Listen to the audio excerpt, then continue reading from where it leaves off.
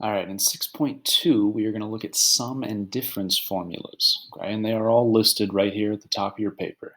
Now, these formulas are going to let us find exact trig values of more angles than what we have memorized on the unit circle, okay? So if I want to add two angles together and then take the cosine of that, here's my formula. If I want to subtract two angles and take the cosine of that angle, right?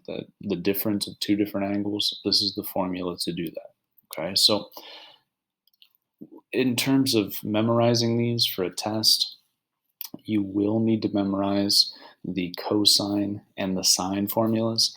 If we have questions about the tangent, I will give you those. Okay, but on a quiz or a test, these first four you will have to memorize. Okay, so let's just jump right into some examples of how we can use these formulas. Okay, now I guess before we do that, I do want to mention that we are going to be using the unit circle a lot for this section. So you may want to get out your unit circle, or you can just follow along here, but you will definitely want your unit circle out when you're doing the homework problems. So we can use these formulas to do problems like this, to find the exact value of cosine of pi over 12. Okay, pi over 12 is not one of my angles on the unit circle, right? Pi over 12 would be an angle, somewhere in here, be like that big. Okay, so we can find the cosine of pi over 12 using our sum or difference formulas. Okay, so the goal is to find two angles on the unit circle that we do know that would either add or subtract to pi over 12. Okay, now for me at least, it's a lot easier to think about this in terms of degrees. Okay, so you don't have to do this step, but I would recommend it. Okay, I think that's going to make this problem a little bit easier if we convert pi over 12 radians into degrees. Okay, so first, let's just take pi over 12 and multiply that by 180 over pi. All right, that's my conversion factor to go from radians to degrees. The pi's cancel. We get 180 over 12, and that would be 15. So this is really saying, give me the cosine of 15 degrees. Okay, so what I want to do is find two angle measures on the unit circle that would either add or subtract to 15. Okay, there are actually lots of different options, and all of them would give me the same answer in the end, right? I could do 45 minus 30. I could do 125 or 135, sorry, minus 120. I could do 150 minus 135, right? Any of those will work, right? I'm going to do 45 minus 30, right? So what I can do, I can say that this is going to be equal to the cosine of 45 minus 30, right? 15 is just equal to 45 minus 30. And then I can use this formula here, okay? So I'm saying that 45 is my u and 30 is my v, right? We just took two numbers and said, well, that's how we can get to 15. So now, using my formula, I can say this is equal to the cosine of u, which would be 45, times the cosine of v, so times the cosine of 30, plus the sine of u, which is 45, times the sine of v, which is 30. Okay, so in this case, since I was using subtraction, I used this formula. I used the difference formula. If I were adding two angles together to get to my desired angle, then I would use the addition formula here. Okay, so now I can get all four of these values from the unit circle. The cosine of 45 is the x value at 45, because remember, on the unit circle, the x value is the cosine of that angle, and the y value is the sine. So the cosine of 45 is the square root of 2 over 2. The cosine of 30, the x value is square root of 3 over 2. Sine of 45, the y value there is square root of 2 over 2. And the sine of 30, the y value there is 1/2. So now we're just doing arithmetic, right? Now I want to multiply these first two fractions together. So we just multiply the numerators. Square root of 2 times the square root of 3 would be the square root of 6. Whenever I'm multiplying two radicals together, I just multiply what's on the inside and then multiply the denominators. 2 times 2 is 4. Then plus square root of 2 times 1 would just be square root of 2 over 4. I already have common denominators, so I can just go ahead and add these together, and I would get the square root of 6 plus the square root of 2 over 4. Okay, so remember, okay, we've mentioned this before, but whenever something says exact, that means no decimals, right? If I were to put this in the calculator, it would give me a decimal approximation. That is not an exact answer. Okay, this is an exact answer. So we do need to go through this process here to find the exact value. All right, let's do another example here.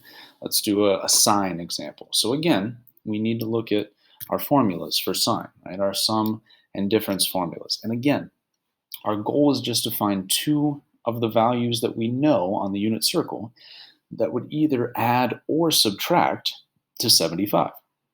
And we've got lots of options, okay? I could say the sine of 75 is equal to the sine of, let's see, we could do just 30 plus 45. We could do 300 minus 225, right? We could do 225 minus 150. So let's get a little creative here this time, just for fun. Let's do that 225 minus 150. Okay, as long as these two numbers either add or subtract to the value that we want, these formulas will work.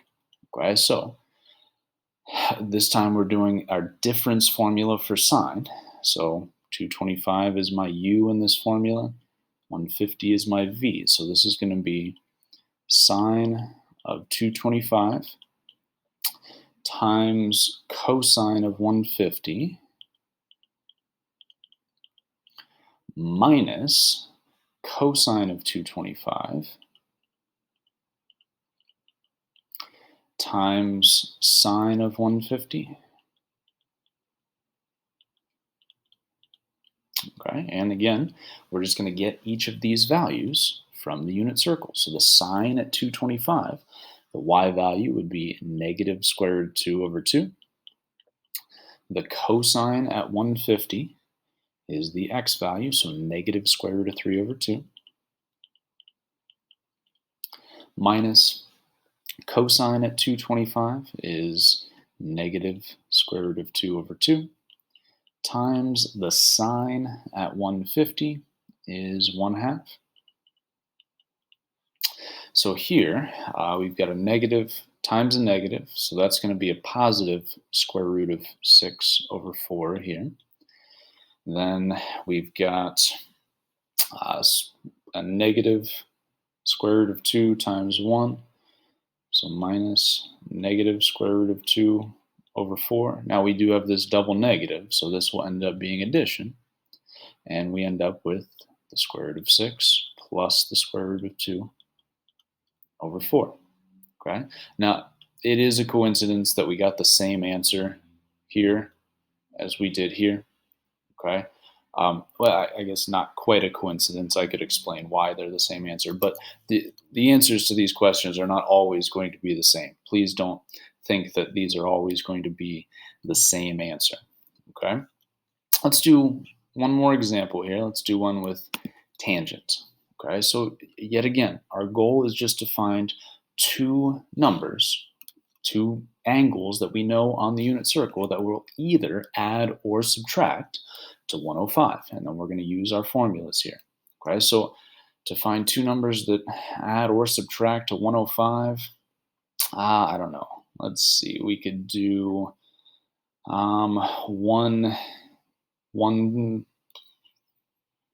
50 minus 45, right? Or 135 minus 30. Either of those would work, okay? So let's do, we could even do 45 plus 60, right? There's lots of ways that we could make these work. Okay, let's do that one. Let's do the 45 plus 60. Okay, so that means in these formulas, I'm going to make 45 my u, 60 my v. So I'm using this first formula. So this is going to be tangent of 45 plus tangent of 60 over 1 minus tangent of 45 times tangent of 60. Well, we don't have the tangent values memorized on the unit circle or even listed on the unit circle. But what I know is that tangent is equal to sine over cosine, right? So if we want to find the tangent of 45, I need to take the sine value over the cosine value. So I'm going to come off to the side and list these values here, or calculate these values, I should say. So tangent of 45 is going to be sine of 45 over cosine of 45. And that's just going to be square root of 2 over 2 over square root of 2 over 2. Well, if I've got the same thing over the same thing, that's just equal to 1. So the tangent of 45 is just equal to 1. Let's do the tangent of 60 as well before we keep going. So tangent of 60 is going to be sine of 60 over a cosine of 60. Well, the sine of 60 degrees is square root of 3 over 2, the y value, over the cosine of 60 is the x value, 1/2. So whenever we've got a fraction over a fraction, remember all we're doing is multiplying by the reciprocal. So square root of 3 over 2 times 2 over 1. The 2's would cancel, and we just get the square root of 3. So the tangent of 60 is the square root of 3. So now I can take those two values and plug them into my formula. The tangent of 45 is 1, plus the tangent of 60 is the square root of 3, over 1 minus the tangent of 45 is 1, times the tangent of 60, which is the square root of 3. So we've got 1 plus the square root of 3 over 1 minus the square root of 3. Now, we can't have radicals in the denominator, so we do have to rationalize this. To rationalize this, we want to multiply by the conjugate of the denominator. So the conjugate is the whole denominator here, just with the sign changed. So I'm multiplying numerator and denominator by 1 plus the square root of 3. Okay? So when we do that, we want to distribute. Okay, so in my numerator, I'm going to end up with 1 times 1 is 1, plus the square root of 3, plus the square root of 3. So that'll be 2 square roots of 3. And then the square root of 3 plus the square root of 3 would, square root of 3 times the square root of 3 would just be 3. In the denominator, 1 times 1 is 1. 1 times the square root of 3 is positive square root of 3. 1 times negative square root of 3 is negative square root of 3. So those will cancel out. And then negative square root of 3 times square root of 3 would be negative 3. So we can clean this up.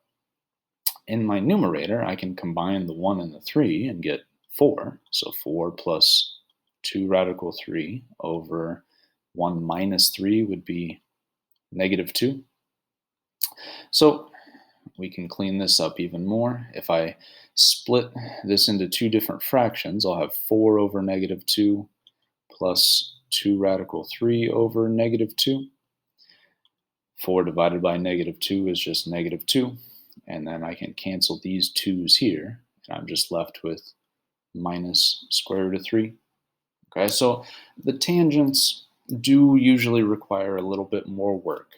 Okay, usually we'll have to calculate a tangent value or two first, and then we may have to rationalize a denominator to get an appropriate final answer. Okay, but we're still just plugging values into a formula and simplifying. Okay, so our ultimate answer, -2 minus the square root of 3, is the value of the tangent of 105 degrees. Okay, so in the next two examples, we're just kind of going backwards. Okay, so we want to find the exact value of sine of 63 degrees times cosine of 27 plus cosine of 63 times sine of 27. Now, if you notice, this fits the pattern of one of our formulas here. We just have to figure out which one it is. Okay, so which one goes sine of one angle times cosine of the other plus cosine of one angle times sine of the other. That looks like that is my sum formula for sine. Okay, sine of u times cosine of v plus cosine of u times sine of v. What that means, okay, is since I've got all of this in this form like this, well, this is just going to be the same as the sine of 63 plus 27. Okay, we're just going backwards with our formula. Okay, this fits that pattern, so I can say this is just equal to the sine of 63 plus 27. Oops. 63 plus 27 is 90, and then we just want the sine of 90.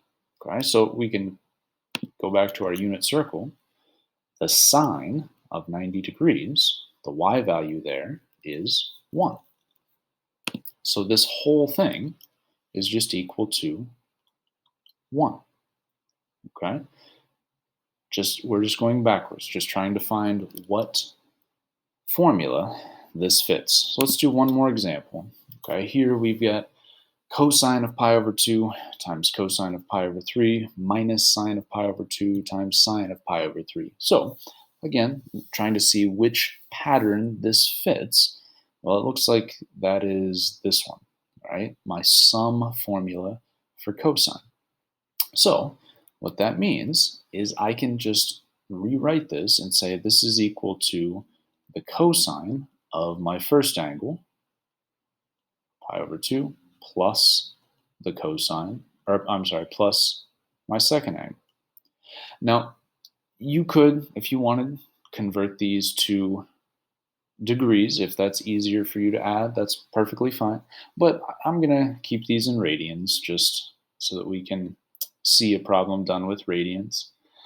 I need common denominators to add these together. So pi over 2 I could rewrite as 3 pi over 6. Pi over 3 would be 2 pi over 6.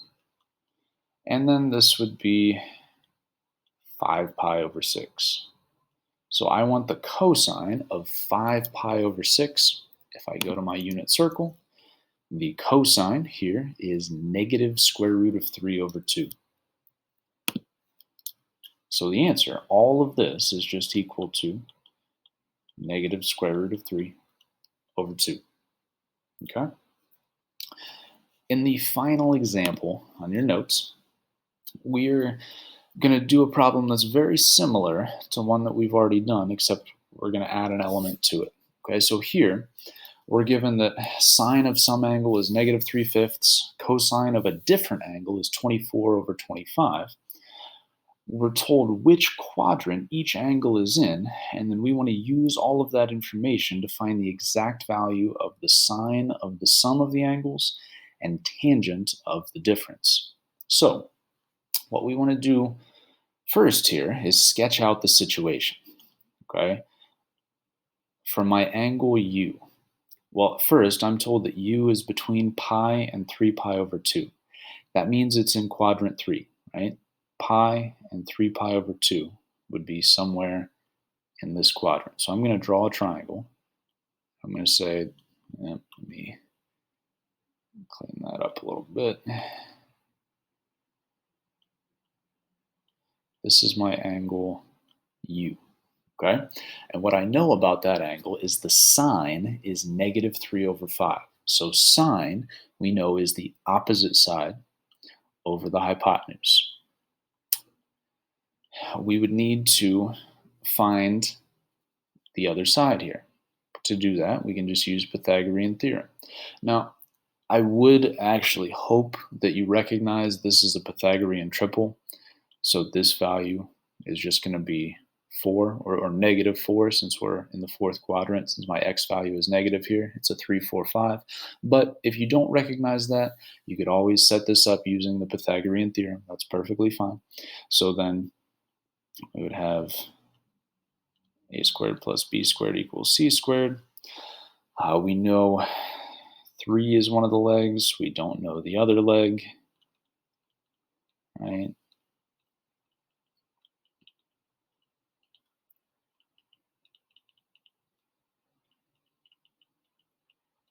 And we know that this side is negative because we're in the third quadrant, because we're to the left of the y-axis. So now, over here, I can see we already knew that sine of u was going to be -3/5, but now we also know that cosine of u is going to be -4/5, the adjacent side over the hypotenuse, and we know that tangent of u,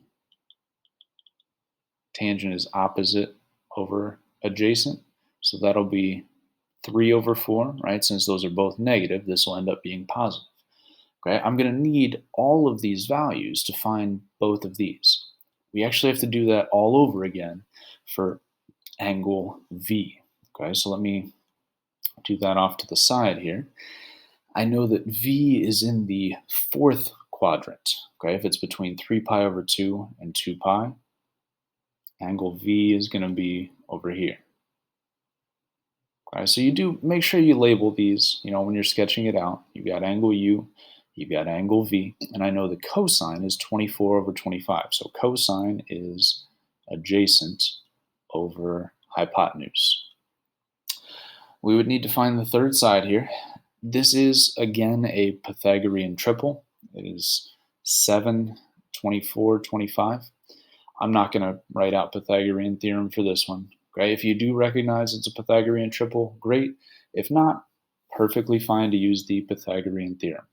So now that I have this sketched out, oops, and I even made a little mistake, right? Oops, that should be -7, right? Because we are below the x-axis, right? That is a negative y value. So now I can say that the sine of v is equal to the opposite over the hypotenuse, so -7/25. I can say the cosine of v is 24/25, which we already knew. And I can say that the tangent of v is equal to opposite over adjacent, so -7/24. All right, and now we can use these values in our formulas. Okay, so our sum formula for sine, right, if we go back to our formulas, sine of the first times cosine of the second plus cosine of the first times sine of the second. Okay, so I can say sine of u plus v is equal to sine, oh yeah, I'll just write it out. Sine of u cosine of v plus cosine of u sine of v. And then I know all of these values now, right? I can say sine of u is -3/5. Cosine of v is 24/25. Cosine of u is -4/5. And sine of v is -7/25. So then we just do the math, right? Negative 3 times 24 would be negative 72 over 5 times 25 is 125, plus negative 4 times negative 7 would be positive 28 over 125. And that would get me, let's see, to negative 44 over 125. Okay. I know that's a lot of work to get one answer. Okay. But we do still want to do our second value here. Let's do tangent. So the tangent of u minus v, I didn't leave myself a lot of room here, did I? Tangent of u minus v. So that formula, if we go back and look at our formulas, is tangent of u minus tangent of v over 1 plus those two tangents multiplied together. So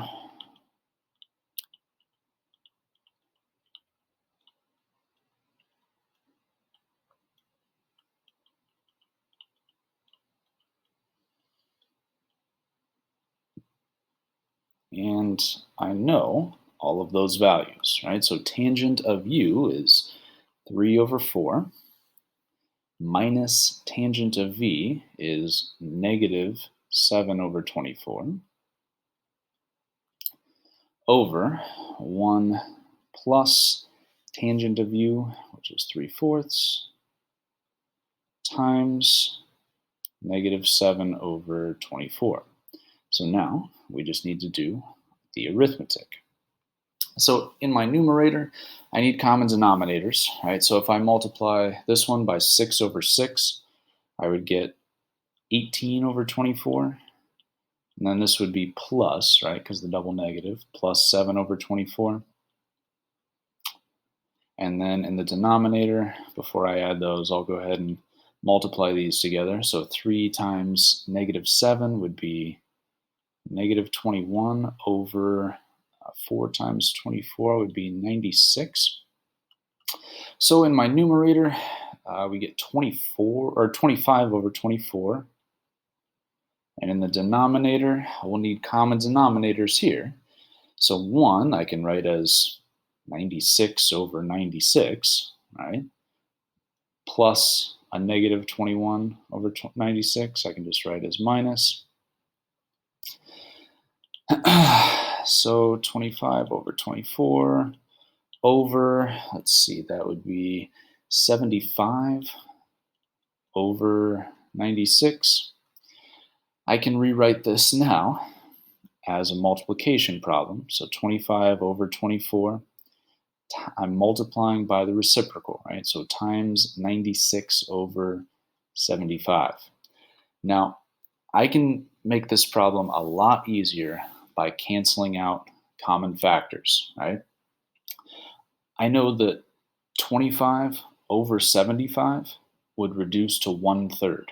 So I'm going to go ahead and reduce that before I multiply these out. And then I also actually know that 96 over 24 would reduce to 4 over 1. So now, if I multiply that out, 1 times 4 is 4, over 1 times 3 is 3. Now, you don't have to do this reducing before multiplying. You could just multiply the numerators, multiply the denominators, and then reduce after that, okay? But I think this makes the problem a lot simpler, okay? So that is how we use our sum and difference formulas for sine, cosine, and tangent. That is it for this video. The final question is going to pop up asking you what questions you have.